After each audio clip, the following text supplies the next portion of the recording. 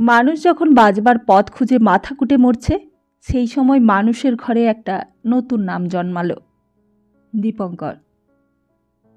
তার জন্ম তো হলো, কিন্তু